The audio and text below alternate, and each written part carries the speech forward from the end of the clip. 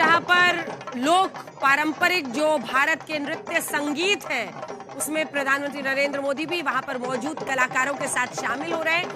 दक्षिण भारत से मुझे जो समझ में आ रहा है, दक्षिण भारत से यहाँ पर लोग मौजूद हैं जो ये भारत के हर कोने से, पंजाब का नृत्य हो रहा है, दक्षिण भारत के अलग अलग राज्यों का हो रहा है और एक समागम है ये पूरे भारत का जो आज सोमनाथ की धरा पर, वहां की धरती पर हो रहा है। पारंपरिक लोक गीत, संगीत, नृत्य सब कुछ हो रहा है और मंत्रोच्चार से ये धरा इस वक्त गूंज उठी है और पूजा कुछ ही देर पहले प्रधानमंत्री ने संपन्न किया है। कुछ ही देर में तस्वीरें आनी शुरू हो जाएंगी जब शौर्य सभा का प्रधानमंत्री वहां पर अपना संदेश देने वाले हैं, जिसमें हम लाइव आपको लिए चलेंगे। लेकिन डॉक्टर रवि भट्ट, एक बार फिर से जो पूरी तस्वीरें हैं पूजा की भी, वो भी दिखा दीजिए। पूजा पूरे तरीके से हुआ और ये हमेशा कहा जाता है कि आज के जो भारत की तस्वीर है उसमें एक पहले हमेशा एक शंका रहती थी। अगर हमने देखा है कि नेहरू आर्काइव्स में कई चिट्ठियां हैं जिनका जिक्र होता है कि क्या सेक्युलर जो छवि है भारत की उसके खिलाफ होगा भारत के राष्ट्राध्यक्षों का उन मंदिरों के पुनर्निर्माण, उद्घाटन, मंदिर पूजन, इन सब में पहुंचना या मुख्यमंत्रियों का पहुंचना। वहां से लेकर 2025 की इस यात्रा को आप कैसे देखते हैं जो 75 वर्षों की यात्रा रही है इस मंदिर की?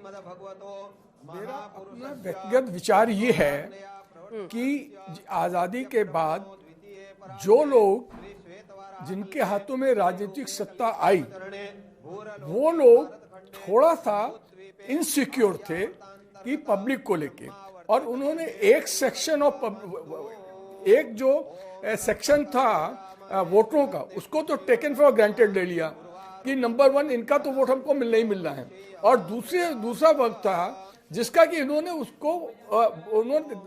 उसको जो है पुचकारना शुरू कर दिया।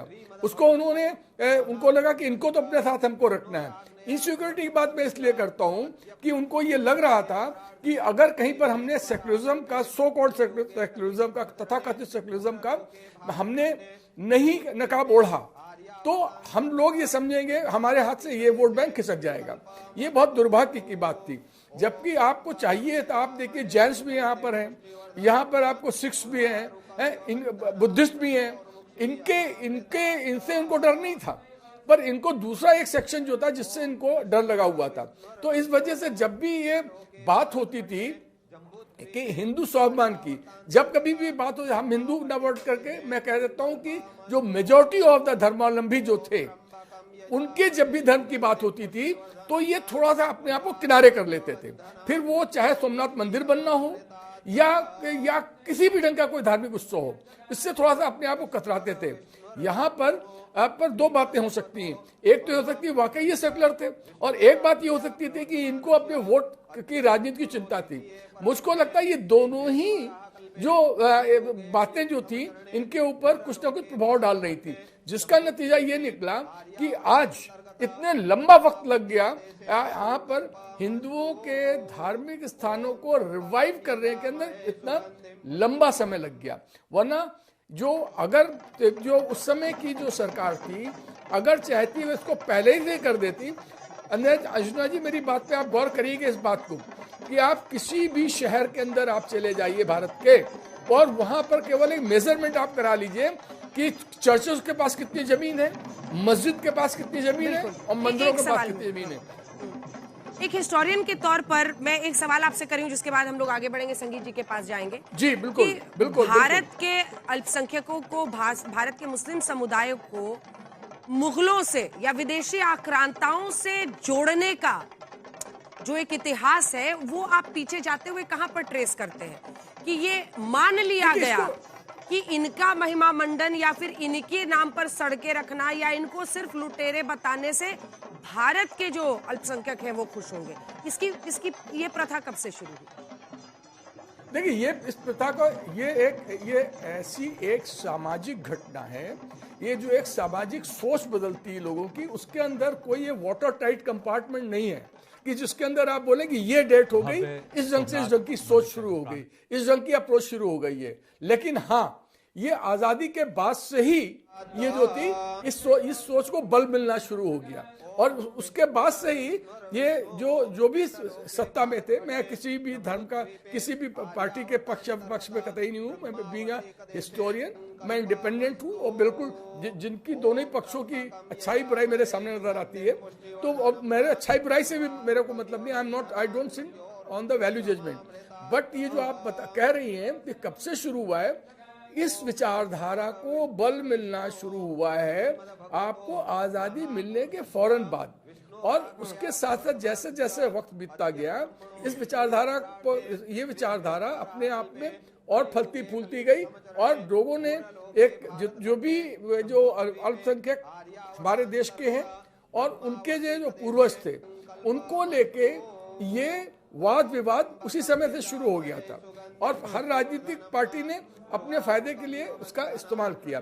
पर आप एक बात तो आपको माननी पड़ेगी कि भारतीय इतिहास भी दो है, एक इंडियन ने क्या लिखा है, पर्शियन ने क्या लिखा, तो हमारे लिए तो वही सच है जो इंडिया में लिखा गया है।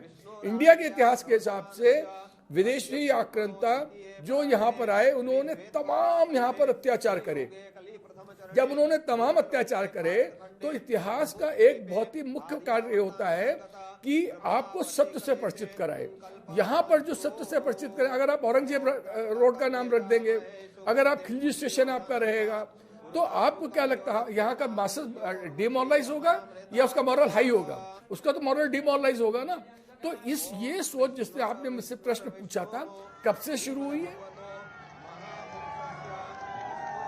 और उसके बाद धीरे धीरे करके इसको बल मिलता चला गया।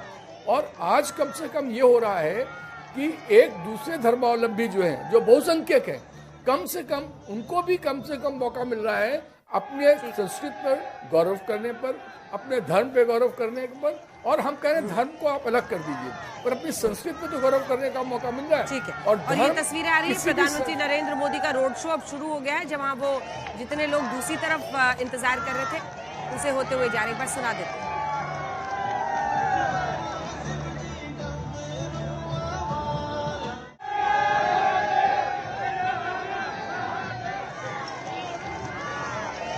प्रधानमंत्री का गुजर रहा है, आम लोग वहां पर मौजूद हैं, प्रधानमंत्री का स्वागत कर रहे हैं, अभिवादन कर रहे हैं, और प्रधानमंत्री भी इस रोड शो में शामिल होते हुए लोगों का धन्यवाद करते हुए आगे बढ़ रहे हैं। कुछ ही देर में प्रधानमंत्री का संबोधन होने वाला है, जिसमें हम आपको लिए चलेंगे। संगीत रागी जी, प्रधानमंत्री नरेंद्र मोदी पर अब जरा इस विषय को केंद्रित करते हैं, क्योंकि शिव साधना, पूजा अर्चना, लेकिन इसी के साथ साथ काशी से लेकर सोमनाथ तक और केदारनाथ से लेकर मतलब हर जगह पर अगर आप देखें तो अयोध्या तक प्रधानमंत्री नरेंद्र मोदी धर्म के एक बड़े झंडा बरदार के तौर पर भी देखे जाते हैं, और उनकी एक छवि इस बात को लेकर भी है कि वो ये मानते हैं कि धर्म अगर एक मुखर रूप से एक देश का प्रतिनिधि उसकी पूजा करता है या आगे बढ़ता है, तो इसमें कोई विरोधाभास नहीं है सेक्युलरिज्म। इस पर क्या दलील दी जाए? देखिए, बिल्कुल विरोधाभास नहीं है। ये हमारी आत्महीनता की निशानी है कि हम इसको बाइनरी में देखते हैं। चर्च ऑफ इंग्लैंड का हेड कौन है? आपके दर्शकों के लिए जानने की आवश्यकता है। चर्च ऑफ इंग्लैंड जो है वो बना गया, और बना के उसका हेड कौन है? उसका क्राउन हेड होता है। आर्क बिशप का अपॉइंटमेंट और बाकी आर्क बिशप का अपॉइंटमेंट कौन करता है? चर्च ऑफ इंग्लैंड का हेड जो है वो क्राउन करता है। क्राउन किसके ये आधार पर करता है? सरकार जो कहती है उसके आधार पर करता है। सरकार जो सलाह देती है उसके आधार पर क्राउन ही करता है। तो ब्रिटेन के अंदर सेकुलरिज्म डैमेज नहीं होता है, ब्रिटेन के अंदर कुछ खत्म नहीं होता है। चर्च ऑफ इंग्लैंड का हेड जो है, वहां का क्राउन हो, राजा हो, उसमें वहां का नहीं चला जाता है। और भारत का प्रधानमंत्री यदि मंदिर जाता है और इस मंदिर जाता है, भारत का प्रधानमंत्री यदि अयोध्या का शिलान्यास या उसके उद्घाटन के लिए जाता है, उद्घाटन सेरेमनी में जाता है, तब ये सवाल और प्रश्नवाचक, ये सवाल पंडित नेहरू ने उठाया था। और तब डॉक्टर राजेंद्र प्रसाद ने उनको एक पत्र लिखा था। 2 मार्च 1951 को उन्होंने पत्र लिखा था। उसके जवाब में पंडित नेहरू को राजेंद्र प्रसाद ने पत्र लिखा। भारत उन्होंने कहा था कि हमको यदि चर्च बुलाएगा तब भी हम जाएंगे, यदि मस्जिद वाले बुलाएंगे तब भी हम जाएंगे।